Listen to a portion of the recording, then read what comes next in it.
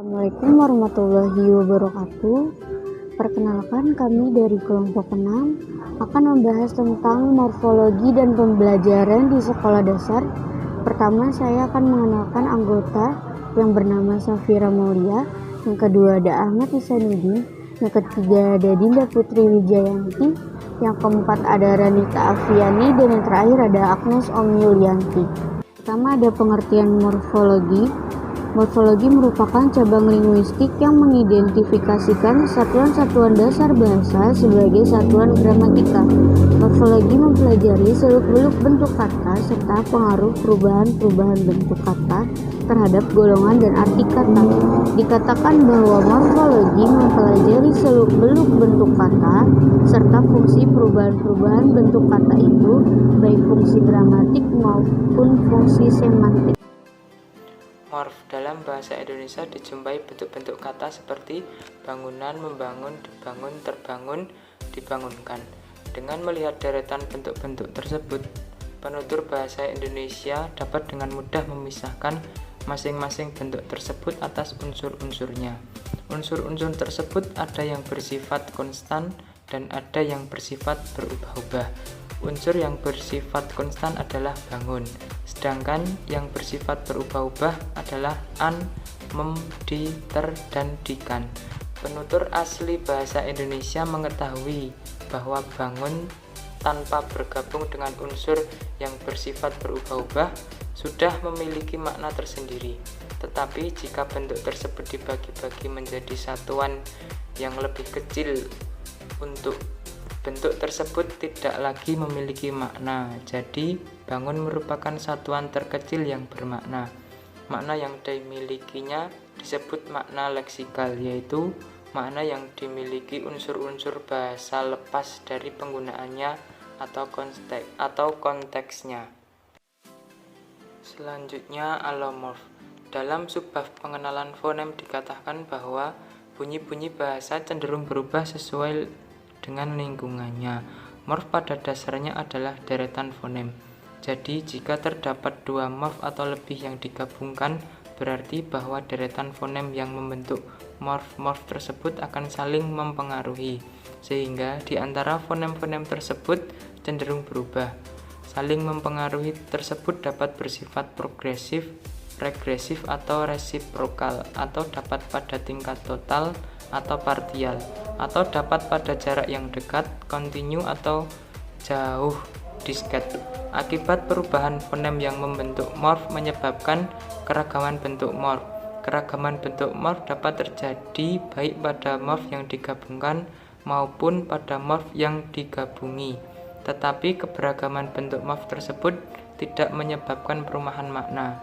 Jadi, morf mempunyai keberagaman atau alternatif bentuk, tetapi maknanya tetap sama.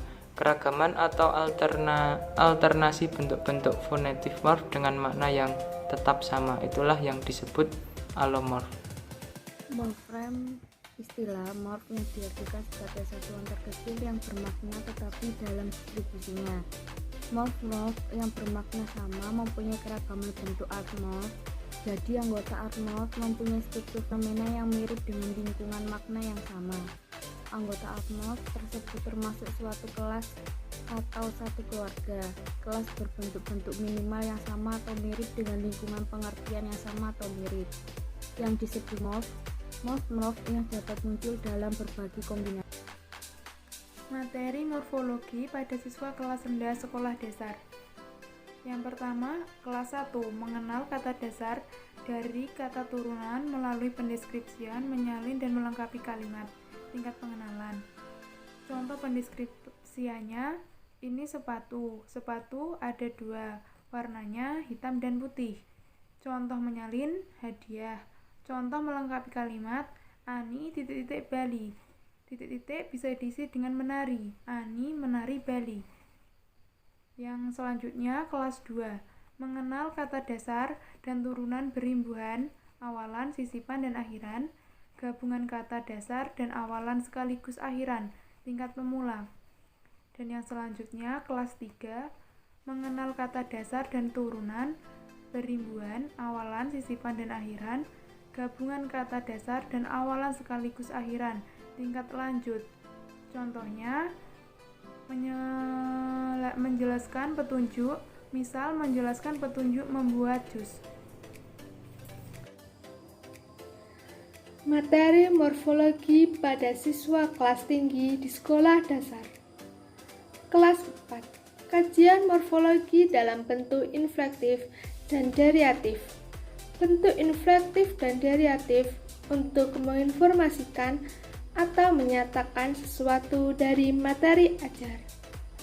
Kelas 5. Kajian morfologi morfem.